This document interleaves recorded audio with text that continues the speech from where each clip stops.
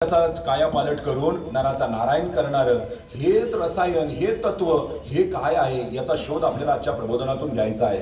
गुरुपौर्णिमेचा जुलै महिना आपला संपूर्ण नामधारकांच्या जीवनामध्ये पौर्णिमेचा हा महोत्सव चालू असतो आणि ही पौर्णिमा म्हणजे पौर्णिमेचा पूर्ण चंद्र आणि त्या चांदण्याचं आपल्याला पियायचे चकोर बनून.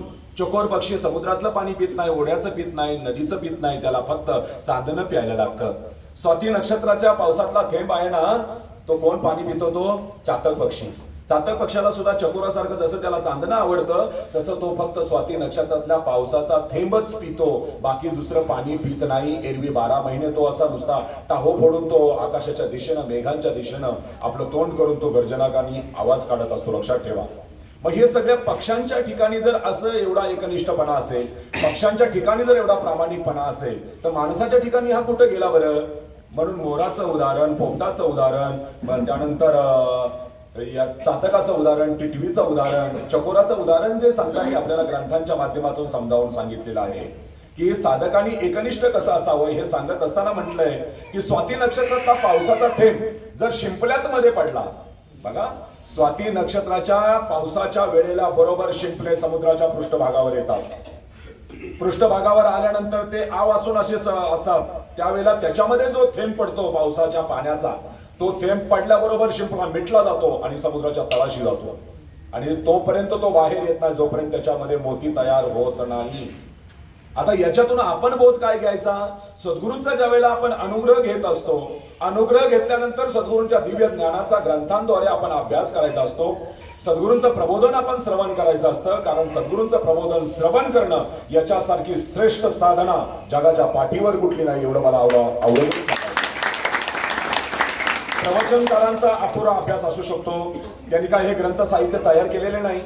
कळवळा निर्माण झाला, तळमळ निर्माण झाली जनहिताबद्दल, म्हणून ही काया जिजवणारा, देह जिजवणारा हे चंदन, हे लेप तयार करून जीवनविद्येच्या रूपानं सद्गुरू वामनराव पैनी आपल्याला दिलेला आहे.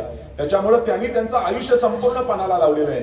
संपूर्ण आयुष्याचे अनुभवाचं सखोल चिंतन ग्रंथांद्वारे करून दिलेलं आहे. म्हणून सगळ्या नामधारकांनी जास्तीत जास्त फोकस करायचा तो ग्रंथांवर करायचा, जास्तीत जास्त फोकस करायचा. तुम्हाला वाटतं माझं जीवन सुखी व्हावं, तुम्हाला वाटतं मला कोणी त्रास देऊ नये, तुम्हाला वाटतं ना माझ्या जीवनामध्ये आनंद ओसंडून व्हावा, तर प्रत्येकाने एक लक्षात ठेवायचं, समुद्राला भरती कधी येते? बरोबर चंद्र समांतर रेषेमध्ये ज्या वेळेला येतो ना वरती, त्यावेळेला समुद्रामध्ये लाटांचा नुसता अशा एका पुढे एक धावण्यासाठी आणि किनाऱ्याला येण्यासाठी धडपडत असतात आणि 20-20 मीटर उंचीच्या लाटा अशा उभ्या राहतात. हे कधी होतं? समांतर रेषा ज्या वेळेला तयार होते त्यावेळेला. मग आपल्या जीवनामध्ये सुख अजून काय येत नाही? आपला त्रिकोण आहे, काटकोण आहे का चौकोन आहे, काहीच कळत नाहीये. सद्गुरू कुठे ना आपण कुठे? आपण म्हणतोय 2 वेळा प्रार्थना, आपण ते पण ठेस लागली तरच आईची आठवण येते, एरवी आई वृद्धाश्रमात आहे. याचं मग आपल्याला आईबद्दलचं प्रेम कसं येणार? अंबरुनी वासर आले गाणं कसं आवडणार? आई असं ते देवाजीची माया कसं कळणार आपल्याला? आई कळण्यासाठी आईच्या बरोबर आपण राहिलं पाहिजे. म्हणून आई कोणाकडे असते म्हणण्यापेक्षा मीच आईकडे असतो हे वाक्य करेक्ट आहे. म्हणून आई जवळ आपण सर्वांनी राहिलं पाहिजे.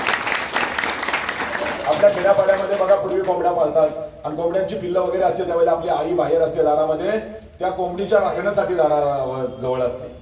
आता लोक काय करतात? चायनीज खायला, लॉलीपॉप खायला, हॉटेलमध्ये खायला 4-4 हजार रुपये खर्च करतात आणि आपली आई काठी घेऊन त्या कोंबडीच्या पाठीमागे 10 पिल्लं असतील ना, तर ती 10 पिल्लं किती रुपयाची हो?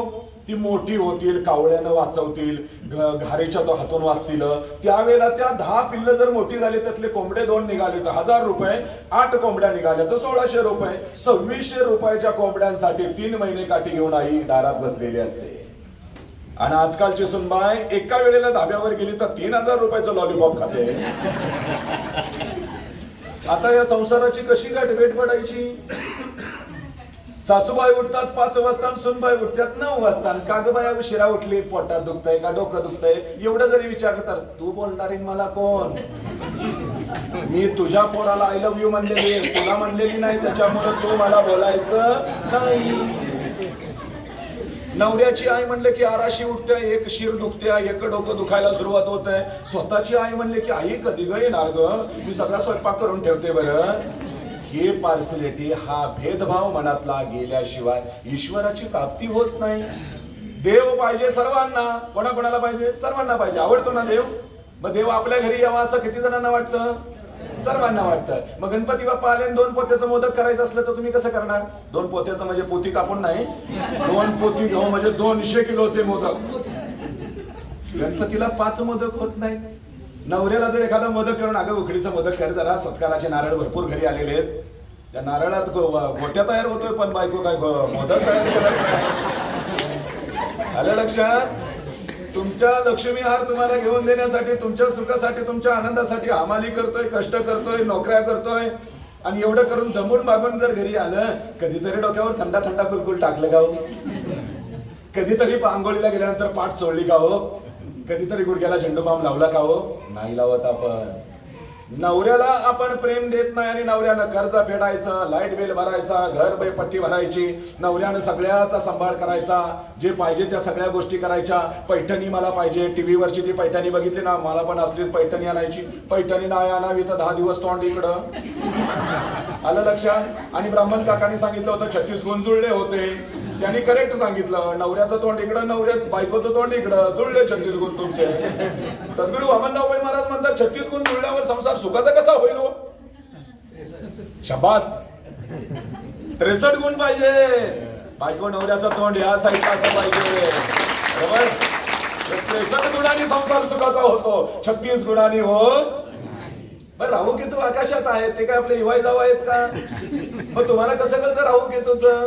पण राहू केतूचं एवढं कळणारे तुम्ही जर हुशार आहात आणि सगळ्या माणसाची पिढा तुम्ही दूर करणारे आहात, घराची चौकट बदलून जर तुम्ही घरामध्ये सुख आणत असाल, तर मग लॉकडाऊनच्या 2.5 वर्षामध्ये सगळ्या देवांची मंदिरं असताना तुम्हाला शनीचा त्रास नव्हता का हो? एका ज्योतिषानं विचारलं, बाळा तुझ्या शनीची पीडा भयंकर आहे, तुला 5,000 रुपये लागतील, सगळी तुझी इडापिडा काढतो. काका मी गरीब आहे हो, माझ्याकडे काय? बरं जर 500 रुपये आहेत का? नाही. मग 100 रुपये तरी आहेत का? अहो तेवढे पण नाही. जा शनी क्या उघडले का तेरा. अरे तुझं वाटोळं करायला 100 रुपये पण नाही म्हणलं तर शनी घरात येऊन करणार काय? बरोबर ना? त्याच्यामुळं देवदेवतांची कृपा होत. लॉकडाऊन मध्ये कळलं ना? मग ज्याच्या घरामध्ये जी माणसं दगावलेली आहेत त्यांना का देवानं परत आणलं नाही? का देवानं स्वतःचे दरवाजे बंद करून घेतले? म्हणून कालसर्पाची शांती, देवाचा काय पितृदोष असेल तो काढायचा असेल, कोणी करणी केलेली असेल, हे सगळं काढण्यासाठी ज्या धावपळी चाललेले आहेत, जे पूजा अर्चा यज्ञ चाललेले आहेत, ते निवळ सगळे थोतांड आहेत. समजलं ना आपल्याला? म्हणून आपली कर्म आपल्या जीवनाला आकार देत असतात. हा महत्वाचा शोध सद्गुरू वामनराव पै महाराजांनी लावला. आणि कर्माच्या ठिकाणी सावध राहून सुखी जीवन जगता येतं, ही जीवन विद्येची सिंह गर्जना आहे. त्याच्यामुळे नव्या माणसांनी आणि जुन्या माणसांनी सर्वांनी इथं आल्यानंतर सद्गुरू ज्यावेळेला आपल्याला सांगतात की पापकर्मावरती पुण्यकर्माचा थर द्यायचा, एवढा थर देत राहायचं की त्या पापकर्माला हात लागता कामा नये. आणि एवढी जर तू पुण्य कमाईची जर व्यवस्था करून ठेवशील तर 7 पिढ्या सुख भोगू शकतोस. हा आधार दिलाय सद्गुरू वामनराव पैंनी. त्याच्यामुळे आपल्याला आचार विचार उच्चार या 3 कर्मांच्या द्वारे पुण्य निर्मितीचं आपल्याला चांगलं साधन प्राप्त करून दिलंय सद्गुरूंनी. म्हणून पुण्याईसाठी आणि सुखी जीवन जगण्यासाठी आपलं स्मरण पहिल्यांदा सुधारवण्याची गरज आहे. स्मरण बिघडवलं की जीवन बिघडतं. आज आपल्या स्मरणातला देव गेलेला आहे. आपण सगळीकडे बाहेर जातो त्यावेळेला लोक इतर संप्रदायाचे पण म्हणतात, अहो अध्यात्म परमार्थामध्ये वामनराव पैंचं आणि आमचं सगळं सेम आहे. असं कसं सेम असेल? माझी बायको यांची बायको वेगवेगळी आहे, सेम कशी असेल? सेम जर असलं तर केवढा मोठा प्रॉब्लेम होईल ना. सद्गुरू म्हणले ना, गेल्या जन्मात आपली बायको कोण होती ते आता जर आठवायला लागलं आणि तिच्या खांद्यावर दुसरा नवरा जर हात टाकून जर फिरत असेल गार्डन मध्ये, केवढा मोठा प्रॉब्लेम होईल आपल्याला. म्हणून गेल्या जन्माचं सुद्धा आपल्याला आठवत नाही. शेम टू शेम कोणाला दिलेलं नाही. बोटाचे ठसे, डोळ्याचे हावभाव, बोलण्याचे हावभाव, हातवारे सर्वांचे वेगळे आहेत. आणि हे वेगळे पण आहे म्हणून जगामध्ये सुख आहे, जगामध्ये शांती आहे, जगामध्ये समाधान आहे, जगामध्ये आनंद आहे. म्हणून वामनराव पैंचं जे अध्यात्म विद्या आहे ती जगातल्या कुठल्याही अध्यात्म विद्येशी, कुठल्याही परमार्थाशी तिचा काडीचा संबंध नाहीये. खूप वेगळी आहे. आता ही वेगळी कशी आहे? कारण सद्गुरू वामनराव पैंनी जे ज्ञान दिलेलं आहे ते लोकांना बावळट बनवण्याचं ज्ञान नाहीये, लोकांना कर्मकांड करण्याचं ज्ञान नाहीये. घरात पैशाला पैसा लागत नाही मग उलट्या पिसाचा कोंबडा काप जाऊन डोंगराव, हे कोणी सांगितलेलं नाहीये, लक्षात ठेवा.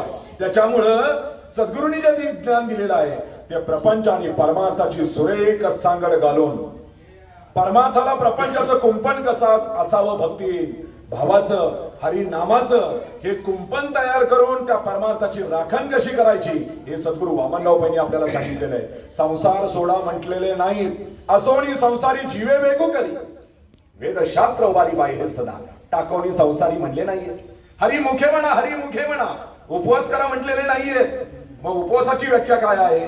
देव कशाने भेटतो आपल्याला, साधू संतांना देव कसा भेटला, आणि आपण ज्या वेळेला जसं म्हटलंय नष्ट गणिका राम म्हणे तिसी वैकुंठेचे पेणे, आजा मेळ पापरासी नामे गेला वैकुंठासी. सज्जन कसयाला सुद्धा मांस विकू लागले पांडुरंग परमात्मा. या सगळ्या गोष्टी ज्या वेळेला आपण ऐकतो, दळिता कांडिता तुझं गायीनं अनंत, अशा जनाबाईला सुद्धा दळू लागला पांडुरंग परमात्मा. या सगळ्या गोष्टी ऐकल्यानंतर प्रवचन कीर्तनाला ज्या वेळेला आपण जातो आणि ह्या अशा गोष्टी ऐकतो, त्या गोष्टीतून एकच बोध घ्यायचा, चांगली कर्म केली, हरिनाम घेतलं मुखानं, हातानं टाळी वाजवायला लागले, सर्वांचं भलं पाहायला लागले संत मंडळी, आणि जगाच्या कल्याणासाठी आपले देह झिजवायला लागले, म्हणून ईश्वरानं त्यांना दर्शन दिलं. तोच ईश्वर आपल्यालाही त्यानं दर्शन द्यावं, याच्यासाठी आपण संतांनी केलेलं काम करूया. याचं डोहाळं लागण्यासाठी कीर्तनाला जायचं, याचं डोहाळं लागण्यासाठी प्रवचनातल्या गोष्टी ऐकायच्या, आणि त्या संतांचा जो देवाच्या बाबतीचा जो अनुभव आहे तो अनुभव आपल्याला यावा म्हणून नाम घ्यायचं, म्हणून प्रार्थना म्हणायची. म्हणून या साधू संतांनी आपलं आयुष्य जे झिजवलेलं आहे त्या झिजवलेल्या आयुष्याची कृतज्ञता आपण सर्वांनी मनात ठेवली पाहिजे. म्हणून गुरुपौर्णिमा म्हणजे कृतज्ञता दिवस असतो.